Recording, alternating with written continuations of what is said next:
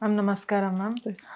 మీరు చూసే ఉంటారు విజయనగరంలో ఒక ఇన్‌ఫ్లుయెన్సరు ఒక బాబు కోసం హెల్త్ బాలేదని చెప్పేసి ఫండ్స్ రైజ్ చేసి, ఆ వచ్చిన డబ్బులతోటి అంటే వాళ్ళకి హెల్ప్ చేస్తున్నానని చెప్పి వీడియోస్ చేయడము. దాని తర్వాత తన డబ్బుల్ని వాడుకున్నాడని కూడా ఇప్పుడు స్కామ్ బయటకొచ్చిందని కూడా దాదాపుగా 9,00,00,000 వరకు కూడా ఫండ్ రైజ్ అయిన తర్వాత కూడా డబ్బులు ఇయలేదని కూడా అందరూ అనుకుంటున్నారు. అసలు చాలామంది ఇన్‌ఫ్లుయెన్సర్‌లు కొందరికి సహాయం చేస్తామని చెప్పి డబ్బులు ఇట్లా తీసుకున్న తర్వాత కూడా హెల్ప్ చేయట్లేదని కూడా చాలామంది చెప్పుకొస్తున్నారు. ఇలాంటివి ఎందుకు చేస్తున్నారు అనుకోవచ్చు? ఎందుకేముంది, ఇదొక రకం మోసం. హ్మ్.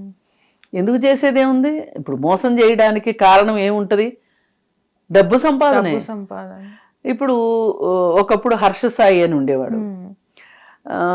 ఇంకొక ఆమె శ్రీదేవి అని ఉంటది. ఇంకెవరెవరెవరు చాలా మంది ఉన్నారు ఈ ఇన్ఫ్లుయెన్సర్లు. కొన్ని రోజులు నడిచింది వాళ్ళకట్లా. హ్మ్. ఆ కథనం పెట్టి ఈ కథనం పెట్టి వాళ్ళు పేపర్లో వచ్చేటట్లు చేయటము, సోషల్ మీడియాలో వచ్చేటట్లు చేయటము, ఇవన్నీ చేసేసేసి అసలు కొంతమంది అయితే పాంప్లెట్లు కూడా పంచిపెడతారు. పంచిపెట్టేసేసి చాలా దీనంగా వాళ్ళ ఫోటోలు అవన్నీ పెడతారు. ఇప్పుడు మనం కూడా కొన్నిసార్లు సోషల్ మీడియాలో ఏదైనా బ్రౌజ్ చేస్తున్నప్పుడు సడన్గా ఒక వీడియో వస్తుంది. అసలు మా బాబు ఇలా ఉన్నాడు, మా బాబు పరిస్థితి ఇలా ఉంది,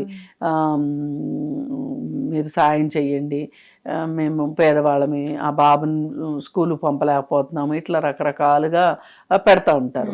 ఈ పెట్టేదాని వెనకమాల వాళ్ళకి పెద్దగా ఏమీ తెలియదు. ఇట్లా వీడియో తీసి పెట్టడము ఇవన్నీ వాళ్ళకి తెలియదు. దాని వెనక ఇలాంటి ఇన్ఫ్లుయెన్సర్లు ఉంటారు. వీళ్ళు ఏం చేస్తారంటే ఈ వీడియోని విపరీతంగా సోషల్ మీడియాలో సర్క్యులేట్ చేస్తారు.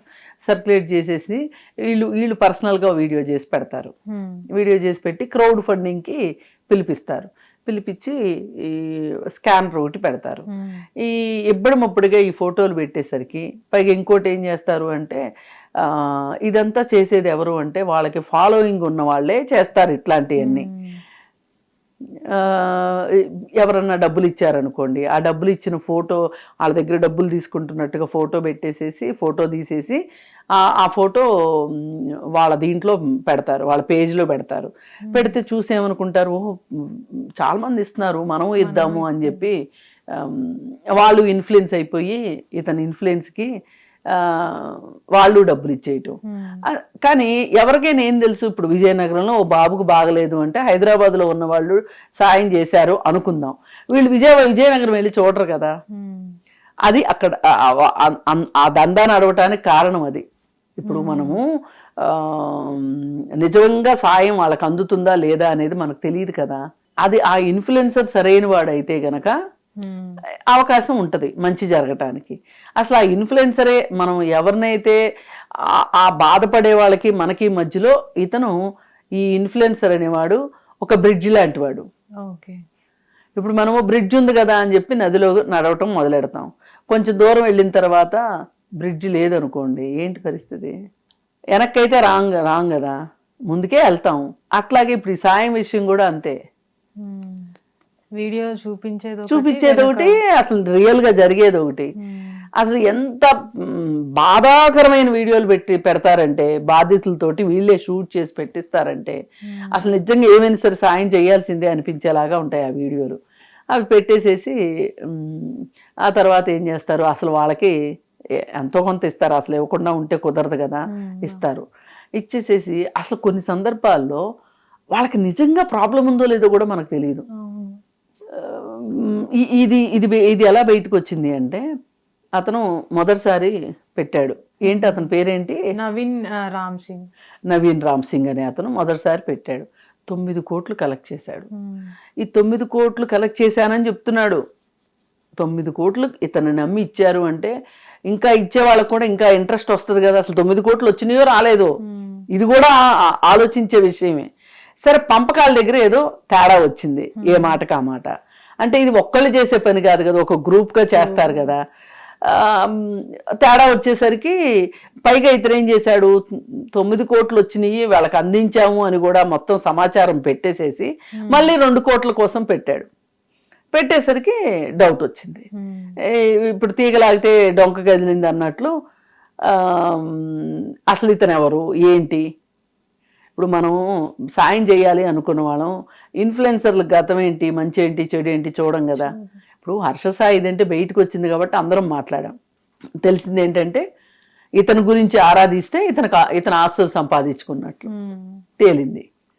అందుకని ఏంటి అంటే ఇట్లాంటి వాళ్ళని ఎవరైనా సరే ఎక్కడ దొరికినా సరే ఇట్లాంటి వాళ్ళని కేసులు పెట్టాలి. కానీ చాలా వరకు ఇలాంటి ఇన్ఫ్లుయెన్సర్లు కొంతమంది జెన్యూన్ గానే చెప్తూ ఉంటారు, కానీ ఇట్లాంటి చేయడం వల్ల నిజమైన హెల్ప్ కావాలి అనుకున్న వాళ్ళకి నష్టం జరుగుతుంది. కొంతమంది నమ్మరు కూడా, నమ్మి చేయడానికి కూడా వెనకడుగు వేస్తారు. ఇప్పుడు ఇది చూసారనుకోండి, ఎవరు చేస్తారు చెప్పండి? అందుకని ఏంటంటే ఎక్కడ అవకాశం దొరికితే అక్కడ డబ్బు సంపాదించడానికి కొంతమంది పరాణ జీవులు తయారవుతా ఉంటారు. ఈ విధంగా చిన్న పిల్లల్ని అడ్డు పెట్టుకో ఏమండి, మోసానికి న్యాయం అన్యాయం ఉండదు. నేను చూసా ఇతని ఏదైతే ఇన్స్టాగ్రామ్ పోస్ట్లలో ఫస్ట్ తను ఒక ఇష్టంగా కారు కొనుక్కున్నా అని చెప్తాడు. ఎమోషనల్ గా, అంటే ఒక స్క్రిప్ట్ మొత్తం క్రియేట్ చేసుకొని నేను ఒక కారు కొనుక్కున్నా, దాన్ని ఇప్పుడు ఆ బాబు ట్రీట్మెంట్ కోసం నేను అమ్మేస్తున్నా, మా అమ్మ కూడా ఒప్పుకుంది, ఈ డబ్బుని తీసుకెళ్ళి ఆ బాబుకి ఇద్దామని చెప్పేసి ఒక వీడియోని క్రియేట్ చేసి వాళ్ళ ఇంటి దగ్గరికి వెళ్ళి ఆ డబ్బుని వాళ్ళకి ఇస్తున్నట్టు కూడా వీడియో క్రియేట్ చేశారు. అది చాలా వ్యూస్ వెళ్ళిన తర్వాత అసలు ఎందుకు అంటే ఇతను కారు అమ్మినా అని చెప్తున్నాడు, కానీ ఇతని బ్యాక్గ్రౌండ్ చూస్తే ల్యాండ్స్ ఉన్నాయి, ఇల్లులు ఉన్నాయి, చాలా వరకు వెహికల్స్ ఉన్నాయి. ఇతను ఎందుకు ఇంత అమ్మేసి ఇవ్వాల్సిన పరిస్థితి ఉన్నప్పుడు ఇన్ని ల్యాండ్స్ ఎట్లా ఉన్నాయి అనే క్వశ్చన్ మార్క్ చాలా మందికి వచ్చి ఇతని గురించి కనుక్కుంటే దాని తర్వాత ఈ స్కామ్ అనేది బయటకు వచ్చిందని అసలు ఇమ్మీడియట్ గా కేసు బుక్ చేసి అతని పైన ఆస్తులన్నీ సీజ్ చేయాలి. అతనుకున్న ఆస్తులు ఒకవేళ తండ్రి నుంచి వచ్చినాయి అనుకోండి ఆస్తులు, మనం వాటిని ముట్టుకోకూడదు, పిత్రార్జితం ఆస్తుల్ని. కానీ ఎప్పుడు కొన్నాడు? ఈ మధ్య కాలంలో కొన్నాడా?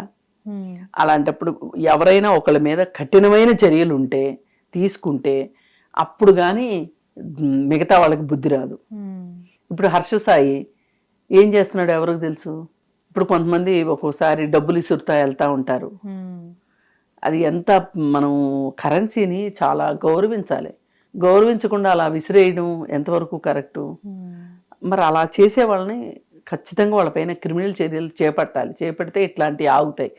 పైగా ఒక ఇన్ఫ్లుయెన్సర్కి సంబంధించి ఇట్లాంటి స్టోరీ ఒకటి సీరియస్గా బయటకు వచ్చి ప్రభుత్వం కూడా చర్యలు తీసుకున్నట్లుగా ఉంటే మిగతా ఇన్ఫ్లుయెన్సర్లు, అంటే ఈ ఇన్ఫ్లుయెన్స్ ద్వారా డబ్బులు సంపాదిద్దాం అనుకునే వాళ్ళకి భయం ఉంటుంది. ఇదన్నీ ఏం లేదు, సులువుగా డబ్బులు సంపాదించడం ఎట్లా, రెండో వాళ్ళకి టోపీ పెట్టడం ఎట్లా, దానిలో ఇలాంటి వాళ్ళందరూ ఆరితేరతారు. ఇలాంటి వాళ్ళని అరికట్టాలంటే ఖచ్చితంగా ప్రభుత్వం దిగితేనే, అలాగే ఆ ప్రభుత్వం తీసుకున్న చర్యల్ని మళ్ళీ మళ్ళీ మనం మీడియాలో మాట్లాడితే అప్పుడు పబ్లిక్ కూడా అవేర్నెస్ వస్తుంది. హిట్ టీవీ యాప్, ఇందులో short news, live news, entertainment shows, movies, digital magazines తో పాటు మీ జిల్లా వార్తలను కూడా ఫ్రీగా చూడొచ్చు.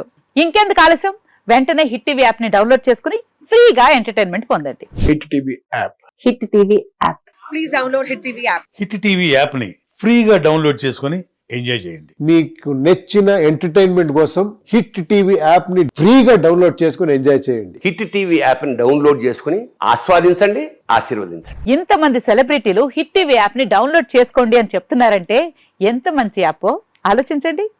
అమెరికా అమెరికా అమెరికా అమెరికాలో చదవాలనుకునే వాళ్ళకి విశ్వసనీయమైన పేరు మన శౌర్య కన్సల్టెన్సీ. UK లో 1 year masters, UK లో 1 year masters, 2 years work permit up to 5 years visa. Contact Saurya Consultancy. Contact 89851 89851.